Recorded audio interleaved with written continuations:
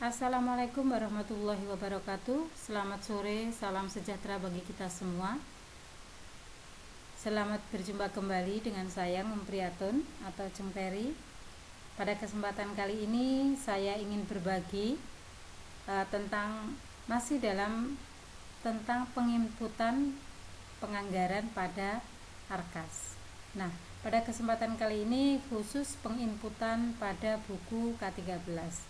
Karena di dalam Arkas di situ, di aplikasi Arkas, pada awalnya kami temukan tidak ada spesifik untuk buku tema 1 sampai tema 9 ataupun tema berapa. Jadi karena tidak ada, di sini kami ingin berbagi bagaimana supaya input buku K13 itu benar,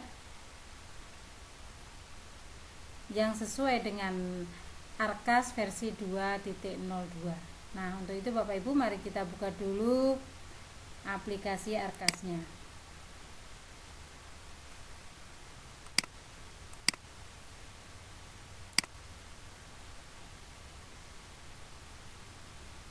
Seperti biasa kita langsung masukkan username-nya, emailnya.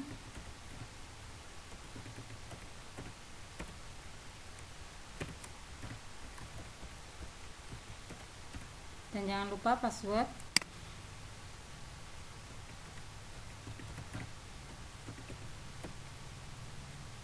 Setelah itu kita langsung login. Nah, setelah bisa masuk dalam aplikasi, langsung kita pada penganggaran. Terus langsung ke kertas kerja. Jangan lupa sumber dana kita pilih dulu, bos reguler. Seperti biasa, tetap kita langsung tambah baru. Nah, seperti yang saya sampaikan tadi, ini khusus penginputan buku K13. Jadi Bapak Ibu dalam kegiatan ini di pencarian Bapak Ibu cari buku agar lebih mudah, tidak memainkan kursor ke atas ke bawah terlalu lama, maka langsung ketik buku. Nah, di situ ada beberapa alternatif. Di situ pengadaan buku perpustakaan, pengadaan buku LKS. Nah, ini pengadaan buku pegangan guru. Bawahnya pengadaan buku pelajaran pokok. Nah, ini pengadaan buku pelajaran pokok atau buku teks utama peserta didik. Ini adalah buku murid. Kita langsung klik saja 2 kali. Nah, setelah itu dalam kode rekening kita cari lagi menggunakan kata buku.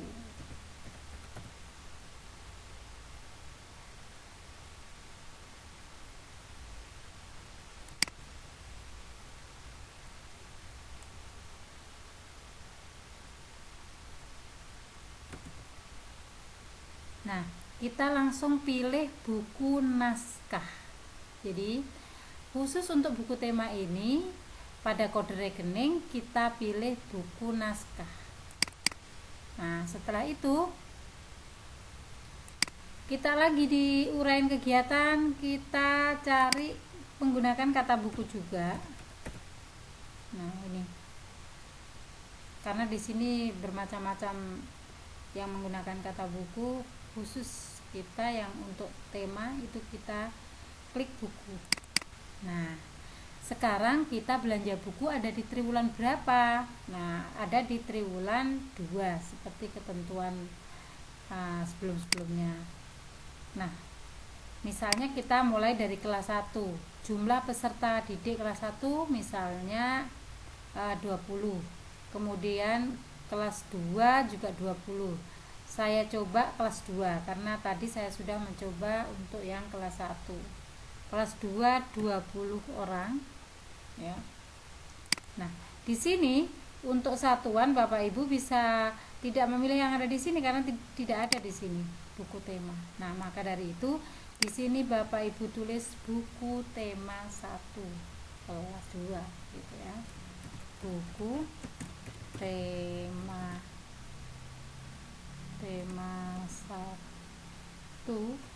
1 kelas 2. Nah, atau Bapak Ibu bisa menyiapkan file dalam bentuk Excel. Di situ dipersiapkan beberapa buku yang akan dipesan itu dalam bentuk Excel, misalnya di sini, atau kebetulan saya tidak mempersiapkan atau belum mempunyai file harga, jadi ini hanya contoh saja ya. Jadi buku tema 1 kelas 2 jumlahnya 20 karena muridnya 20. Harganya berapa? Misalnya harganya 25.000. Nah, 25.000 langsung kita di satuan di sini bukan ditulis buku tema tapi eksemplar. Nah, setelah di volume total sudah terisi, kemudian satuannya eksemplar sudah terisi, langsung kita oke. Kita lihat kita cek pembiayaan kegiatan pembelajaran dan ekskul, kemudian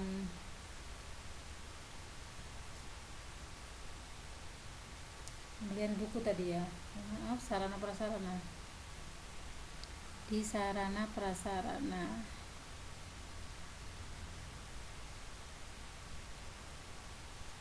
sarana prasarana.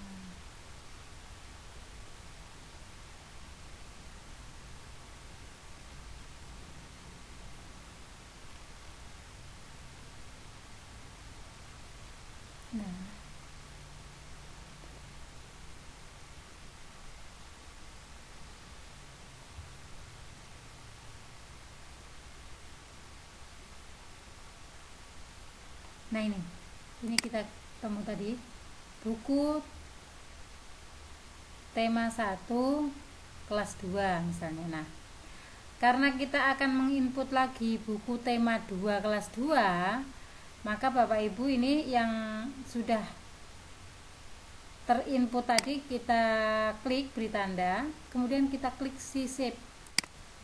Nah, supaya tidak mengulang-ulang, ini ada cara yang cepat, yaitu dengan mengeklik sisip. Di sini sudah sama untuk kegiatan dan kode rekening, belanja modal pengadaan buku naskah sudah. Maka kita klik lagi buku ya, tadi buku. Nah, ini.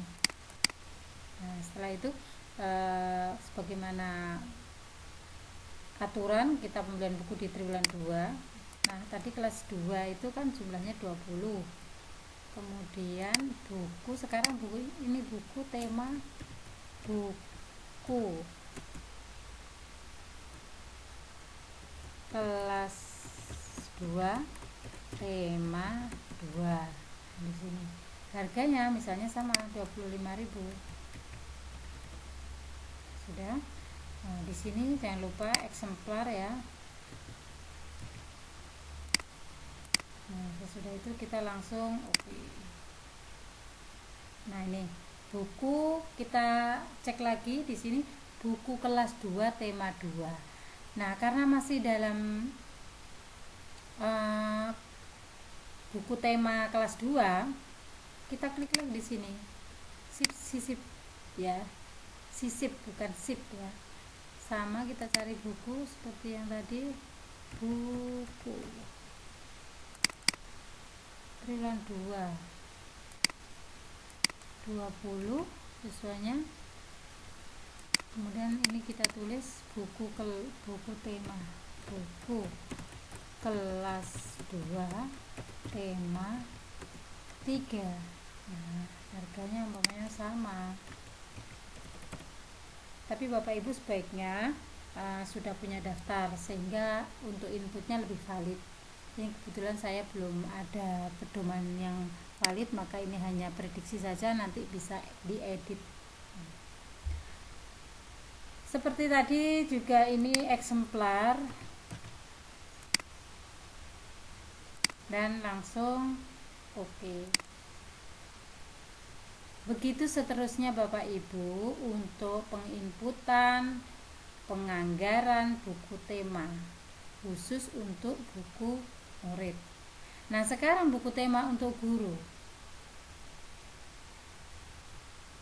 Kalau untuk guru seperti ini, sama juga kita kita ketik buku.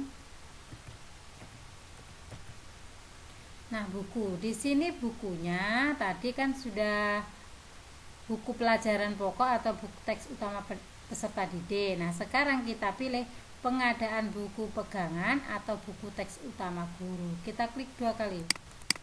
Nah, untuk kode rekening kita ketik buku lagi supaya lebih spesifik, mencarinya enggak sulit. Buku naskah ya, buku naskah. Kemudian buku ya, kita klik juga. Nah, triwulan 2 juga. Buku guru pegangan satu saja, satu. Kemudian satuannya misalnya buku kelas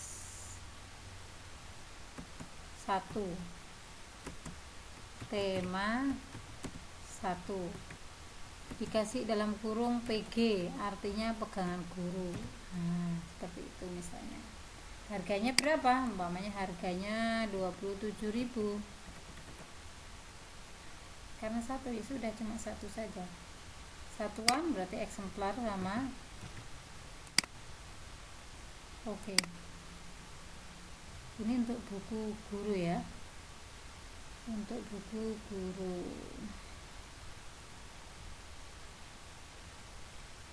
Begitu seterusnya kita cari nanti. Kalau sekarang Bapak Ibu ingin mengedit atau mengubah data, umpamanya di sini ya Bapak Ibu tadi seperti harga buku, misalnya buku ini ya, buku tema 3 untuk kelas 2 ini ada kesalahan, ternyata data yang valid itu harganya misalnya 24.000. Jadi kita beri tanda dulu, artinya kita klik dulu berwarna biru ini, kemudian kita ubah data. Nah, kita tinggal mengubah di harga saja di sini. 24. Tadi kan 25. Otomatis jumlah secara keseluruhan, nominal keuangannya juga akan berubah. Kita langsung oke. Nah, kita cek di sini. Nah, sudah berubah.